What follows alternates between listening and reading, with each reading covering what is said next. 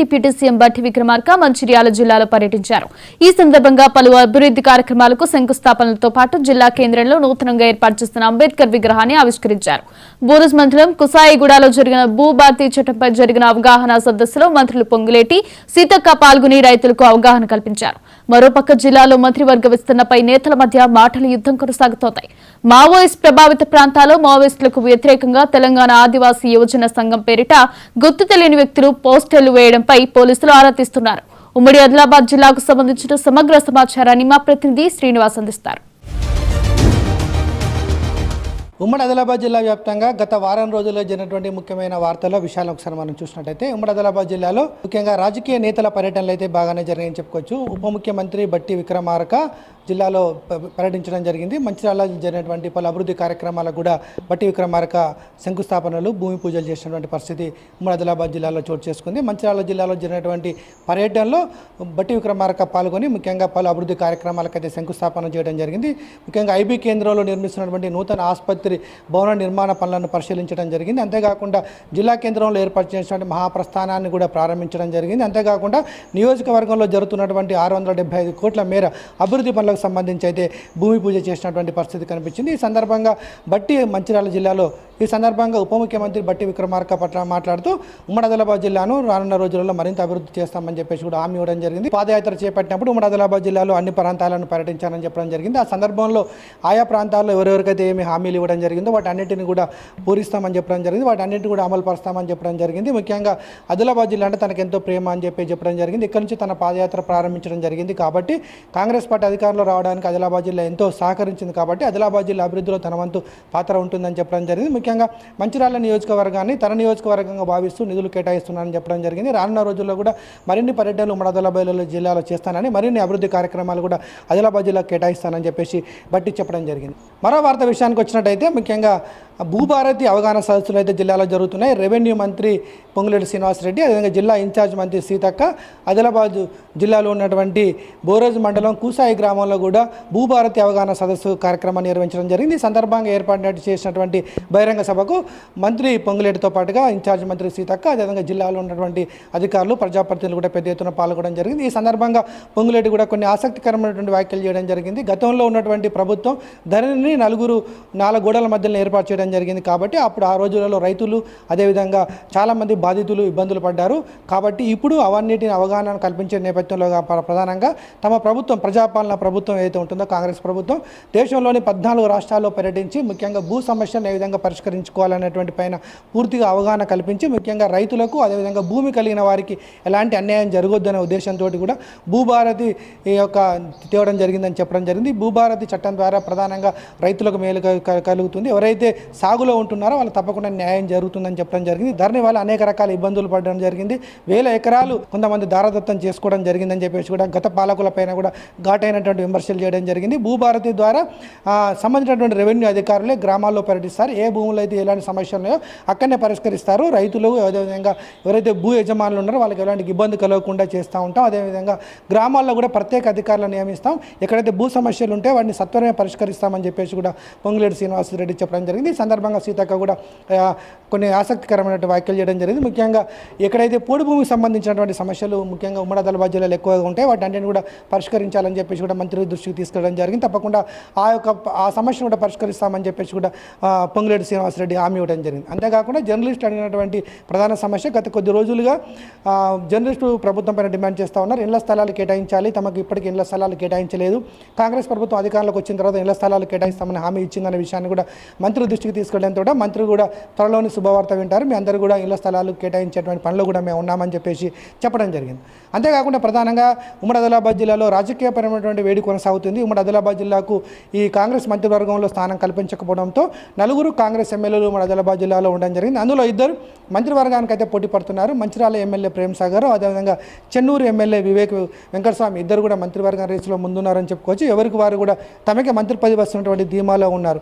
ఈ నేపథ్యంలో ఉమ్మడి ఆదిలాబాద్ జిల్లాలోనే జరిగినటువంటి బట్టి ఈ బహిరంగ సభలో మంచిర్యాల ఎమ్మెల్యే ప్రేమ్ సాగర్ కొన్ని ఆసక్తికరమైన వ్యాఖ్యలు చేయడం జరిగింది. గత 10 సంవత్సరాల్లో నేను కాంగ్రెస్ పార్టీని జిల్లాలో కాపాడాను. ముఖ్యంగా కాంగ్రెస్ పార్టీ ఈరోజు అధికారంలో ఉంది. ముఖ్యంగా ఆదిలాబాద్ జిల్లాలో కాంగ్రెస్ పార్టీ బతుకుందంటే తాను చేసినటువంటి సేవలు, ముఖ్యంగా ఆదివాసీ గిరిజనుల కోసం కాంగ్రెస్ పార్టీ ఎన్నో పోరాటాలు చేసింది. కాబట్టి తన పేరును మంత్రివర్గంలో పరిశీలించాలని చెప్పడమే కాకుండా కొంతమంది తనకు మంత్రివర్గంలో స్థానం రాకుండా కొంతమంది అడ్డుపడుతున్నారని చెప్పేసి వివేక్ కుటుంబాన్ని ఉద్దేశించి చేసినటువంటి వ్యాఖ్యలు దుమారం లేపడం జరిగింది. దానికి కూడా వివేక్ కౌంటర్ ఇవ్వడం జరిగింది. మేము ఎవరిని కూడా మంత్రి పదవి రాకుండా అడ్డుకోవడం లేదు, ఎవరి మంత్రి పదవి ఇవ్వాలని అధిష్టానం నిర్ణయిస్తుంది. అదేవిధంగా తమను పార్టీలు మారిన వ్యక్తులకి మంత్రి పదవులు వస్తాయని చెప్పేసి ప్రేమ్ సాగర్ రావు చేసినటువంటి ఘాటైన వ్యాఖ్య కూడా వివేక్ స్పందించడం జరిగింది. ప్రధానంగా తనను పార్టీలు మారినప్పటికీ కూడా వెంకటస్వామి కాంగ్రెస్ పార్టీకి ఎంతో సేవ చేశాడని చెప్పడం జరిగింది. అంతేకాకుండా మా కుటుంబం కాంగ్రెస్ కుటుంబం అని చెప్పడం జరిగింది.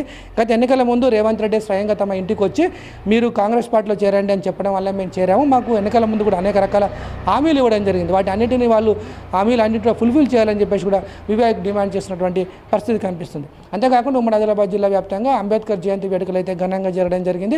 134 అంబేద్కర్ జయంతి వేడుకలను ఆదిలాబాద్ జిల్లా వ్యాప్తంగా ప్రజలు ఘనంగా నిర్వహించుకున్నారు. ముఖ్యంగా ప్రజాప్రతినిధులు అంబేద్కర్ స్టాచ్యూలకు నివాళులు అర్పించి పూలమాలలు అర్పించి కూడా ఘన నివాళులు అర్పించారు. ఈ సందర్భంగా కూడా మాట్లాడినటువంటి వక్తలు కానివ్వండి, రాజకీయ నాయకులు కానివ్వండి, ఆ రోజుల్లో అంబేద్కర్ రాజ్యాంగ రచనకు ఎలాంటి కష్టపడడం జరిగింది, రాజ్యాంగ రచనకు అంబేద్కర్ చేసినటువంటి కృషి, రాజ్యాంగంలో దళిత బహుజన బలహీన వర్గాల కోసం అంబేద్కర్ అందులో పొందుపరిచినటువంటి అంశాలను కూడా వాళ్ళు ఈ సందర్భంగా ప్రస్తావించడం జరిగింది.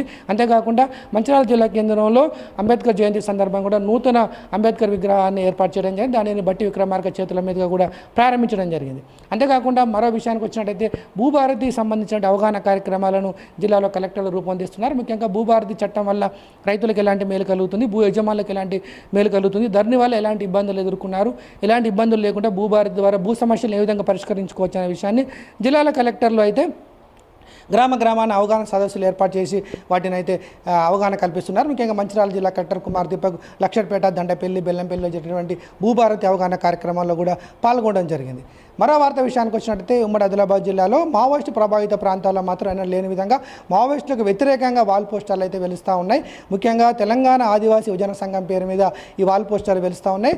గత కొద్ది రోజుల క్రితం ఆసిఫాబాద్ జిల్లాలోని పెంచుకలపేట, బెజ్జూర్ పరిసర ప్రాంతాల్లో మావోయిస్టు వ్యతిరేకంగా వెలిసినటువంటి పోస్టర్లు ఈ మధ్యలో ముఖ్యంగా మంచిర్యాల జిల్లాలోని కోటపల్లి మండలం సుద్దాల, అదేవిధంగా పంగిడి సోమవారం, వెంచపల్లి లాంటి ప్రాంతాల్లో కూడా మావోయిస్టులకు వ్యతిరేకంగా పోస్టర్లు వేయడం జరిగింది. అందులో మావోయిస్టులను ఉద్దేశించి, మావోయిస్టు సిద్ధాంతాలను ఉద్దేశించి ఆ తెలంగాణ ఆదివాసీ యువజన సంఘం పేరిట అయితే వాల్ పోస్టర్లు వేయడం జరిగింది. ముఖ్యంగా మావోయిస్ట్ సిద్ధాంతాలను వ్యతిరేకించడం జరిగింది.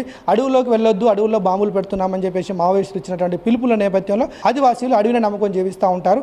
అలాంటి ఆదివాసీలు అడవిలోకి రావద్దని చెప్పేసి మావోయిస్టులు పిలుపు ఇవ్వడం పట్ల తెలంగాణ ఆదివాసీ యువజన సంఘం అయితే వ్యతిరేకించినటువంటి పరిస్థితి కనిపిస్తుంది. మరి ఈ పోస్టర్లను తెలంగాణ ఆదివాసీ యువజన సంఘం పేరు ఎవరు వేస్తున్నారు, మావోయిస్టు వ్యతిరేకంగా ఏదైనా కూటమి ఏర్పడిందా, లేదా ఇంకెవరైనా ఆకతాయిలు చేస్తున్నారా, లేదా మావోయిస్టుల వ్యూహంలో భాగంగానే ఇలాంటి పోస్టర్లు వెలుస్తున్నాయి అన్నటువంటి కోణంలో మాత్రం పోలీసులు అయితే ఆరాధిస్తూ ఉన్నారు. ప్రజల్లో చైతన్యం కలిగించే విధంగా పోస్టర్లు ఉంటున్నాయని చెప్పేసి అయితే పోలీసులు చెప్తా ఉన్నటువంటి పరిస్థితి కనిపిస్తుంది.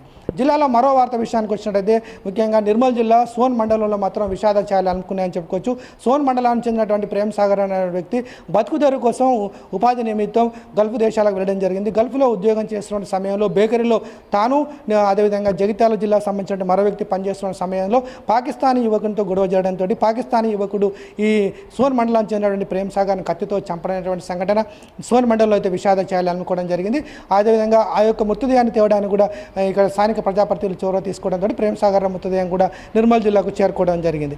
అంతేకాకుండా మరో వార్త విషయానికి వచ్చినట్లయితే ముఖ్యంగా కాంగ్రెస్ పార్టీ అగ్రనేతలు ఎవరైతే ఉన్నారో సోనియా గాంధీ, రాహుల్ గాంధీలను నేషనల్ హెరాల్డ్ కేసులో ఛార్జ్ షీట్లో ఈడీ పేరు నమోదు చేయడం వ్యాప్తంగా తెలంగాణ కాంగ్రెస్ పిలుపు మేరకు అయితే జిల్లాలో పలుచోట్ల కూడా కాంగ్రెస్ నాయకులు ఐటీ కార్యాలయ ఎదుట నిరసన కార్యక్రమాలు అయితే చేపడతా ఉన్నారు. ముఖ్యంగా నిరసన కార్యక్రమాలు అయితే చేపట్టడం జరిగింది. అందులో భాగంగా జిల్లా కేంద్రాల్లో ఉన్నటువంటి ఐటీ కార్యాలయాల వద్ద, అదేవిధంగా నియోజకవర్గాల వద్ద కూడా కాంగ్రెస్ శ్రేణులు పెద్ద ఎత్తున అయితే నిరసన చేపట్టడం జరిగింది. ముఖ్యంగా ఈ సందర్భంగా బీజేపీ నేతలపైన, బీజేపీ నాయకులపైన, ముఖ్యంగా అమిత్ షా షా మోడీలపైన కూడా అనేక రకాల విమర్శలు చేయడం జరిగింది. కేంద్ర ప్రభుత్వం కక్షపూరితంగానే రాహుల్ గాంధీ, సోనియా గాంధీల పేర్లను ఈ నేషనల్ హెరాల్డ్ కేసులో ఛార్జ్షీట్లో పొందుపరచడం జరిగింది. ఈడీలు అదేవిధంగా సిబిఐ లాంటి అత్యున్నత సంస్థలు కూడా కేంద్ర ప్రభుత్వం చెప్పు చేతుల్లోకి వెళ్తూ ఉన్నాయి. ముఖ్యంగా బీజేపీ చెప్పినట్టుగానే వ్యవహరిస్తున్నాయి అని చెప్పినటువంటి పరిస్థితి కనిపిస్తుంది. ముఖ్యంగా బీజేపీ నేతలు కాంగ్రెస్ని అగ్రనేతలను ఇరికించాలనే ఉద్దేశంతో నేషనల్ హెరాల్డ్లో ఛార్జ్షీట్లో సోనియా గాంధీ, రాహుల్ గాంధీ పేర్లను నమోదు చేశారని చెప్పేసి అయితే వాళ్ళు అయితే